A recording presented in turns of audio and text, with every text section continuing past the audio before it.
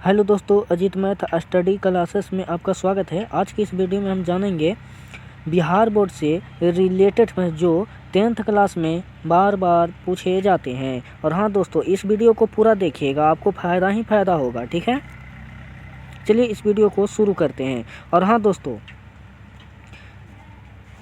जो 20 और 30 शब्दों में उत्तर देना है, ठीक है, 20 और 30 शब्दों में उत्तर देना है। वो जो रहेगा 2 नंबर का रहेगा, जिसमें से 5 प्रश्नों को उत्तर देना है। ठीक है, अगर इसमें आप दे दिए तो समझिए कि आपका 10 नंबर पक्का धरा हुआ है। चलिए इस वीडियो को शुरू करते हैं।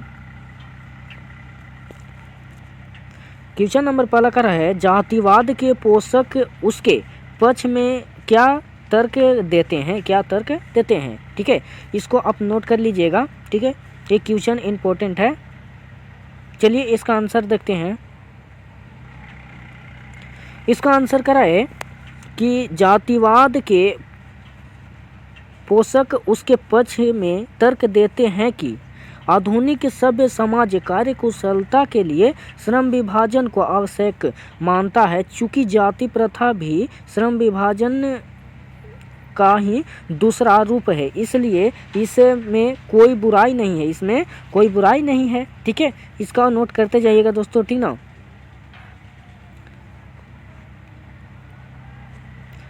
क्वेश्चन नंबर 2 करा है, खोखा किन मामलों में अपवाद था, खोखा किन मामलों में अपवाद था। ठीक है दोस्तों, इसका भी नोट करते जाइएगा, इम्पोर्टेंट क्वेश्चन है। हम 100% गारंटी देते हैं कि हमारा जो है 10th क्लास के 2023 में ज़रूर आएगा। ठीक ना, लिखते जाइएगा।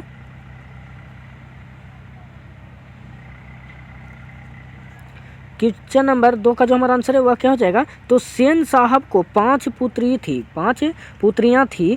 पुत्र का जन्म तब हुआ जब संतान की कोई उम्मीद बाकी नहीं रह गई थी। ठीक है, अर्थात सेन साहब को पुत्र तब नसीब हुआ जब पति पत्नी दोनों बुढ़ापे के अंतिम पड़ाव पर पहुंच गए थे। तो इसलिए खोखा जीवन के नियमों के अपवाद के साथ घर के नियमों का भी अपवाद था। ठीक है, इसको भी नोट करते जाइएगा दोस्तों, यह शॉर्ट स्क्रीन लेते जाइएगा। ठीक ना।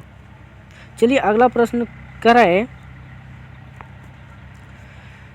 क्वेश्चन नंबर 3 कर रहा है, लेखक की दृष्टि से सच्चे भारत के दर्शन कहाँ हो सकते हैं और क्यों। ठीक है, कहाँ और क्यों हो सकते हैं ये पूछ रहा है। ठीक है,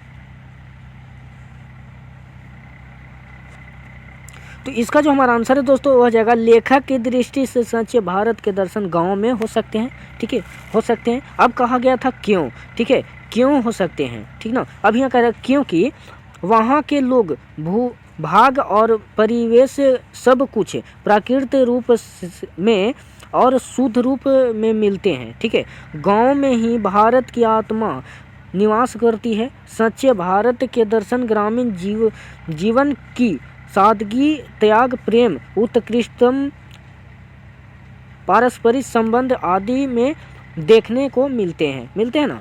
ठीक है, चलिए इस तो कंप्लीट हो गया।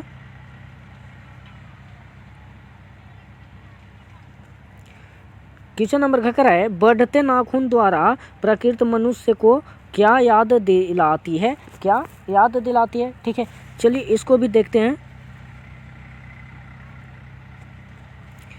क्वेश्चन नंबर घ कराए, बढ़ते नाखून द्वारा प्रकृति को यह याद दिलाती है कि तुम भीतर वाले स्वाभावी अस्त्र से अब भी वंचित नहीं किए गए हो। ठीक है, अब भी वंचित नहीं किए गए हो।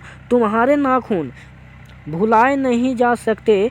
तुम वही प्राचीनतम नख एवं दंत वाले पशु हो। तुम नाखून को चाहे जितना काटो वे बढ़ते ही रहेंगे।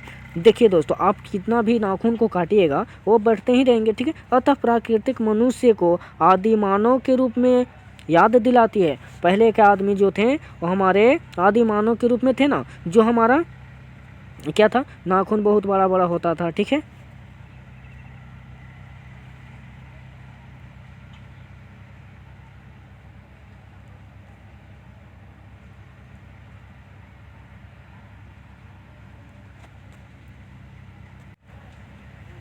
क्वेश्चन नंबर अगला कह रहा है वाणी तब विष के समान हो जाती है, ठीक है। ये हमारा जो है से क्वेश्चन है, ठीक ना। वाणी तब विष के समान हो जाती है, ठीक ना। अब कह रहा है जब व्यक्ति राम नाम की चर्चा या भजन न करके सांस्कारिकता की चर्चा करता है तो तात्पर्य यह कि जब व्यक्ति ईश्वर के नाम को महिमा का गुणगान न करके पतिव्रता के कारण पूजा पाठ कर्म कांड का ब्राह्मणवर में विश्वास करने लगता है, ब्राह्मण में विश्वास करने लगता है, ठीक है।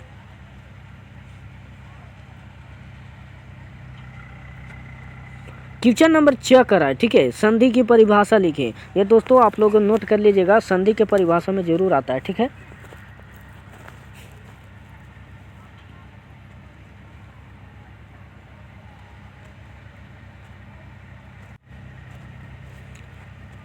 च का जो हमारा आंसर है, दो वर्णों के मेल जो विकार उत्पन्न होता है उसे संधि कहते हैं। जैसे आपका हो गया देव जोड़ आलय, क्या हो जाएगा दोस्तों, देव जोड़ आलय। यह क्या हो जाएगा, तो इसको हो जाएगा देवालय हो जाएगा। तो ऑप्शन क्या है, तो देव जोड़ आलय और गण जोड़ इस गणेश आदि होता है, ठीक है।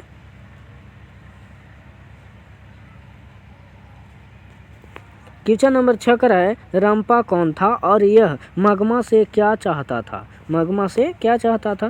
क्वेश्चन नंबर 6 का हम आंसर देखेंगे। क्वेश्चन नंबर 6 का है रंपा गांव का जुआरी और आवारा लड़का था, ठीक है। वह धन के लोभ में दही बेचकर आते समय मगमा के साथ छेड़छाड़ किया करता था और उससे पैसा भी झटक लेना चाहता था। इतना ही नहीं, वह मगमा को अनाथ समझकर उसकी इज्जत भी लूटना चाहता था, ठीक है।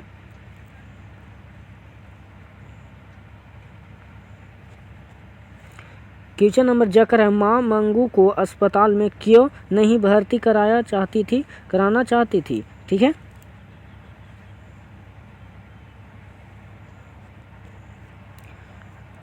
मंगू के प्रति माँ की ममता इतनी अधिक थी कि उसे किसी अन्य पर मंगू की देखभाल का भरोसा नहीं था, ठीक है।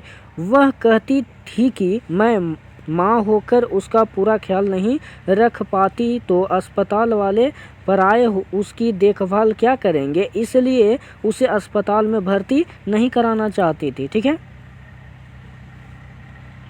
एकदम फटाफट ऑप्शन और आंसर देते जाएगा दोस्तों परीक्षा में।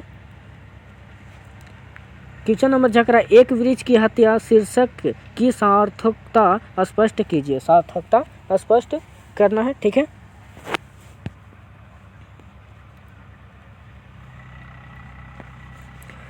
झकरा एक वृक्ष की हत्या शीर्षक बहुत ही सार्थक है। यह कविता की भावना और आत्मा के अनुरूप है। यह शीर्षक बोलने और समझने में सरल तथा स्पष्ट है। यह कविता का केंद्रीय बिंदु भी है, अतः सार्थक है। यह शीर्षक विषय वस्तु के अनुकूल है, क्योंकि यह कविता काटे गए एक वृक्ष के बहाने पर्यावरण, मनुष्य और सभ्यता के विनाश की अंतव्यर्था को अभिव्यक्त करती है, ठीक है।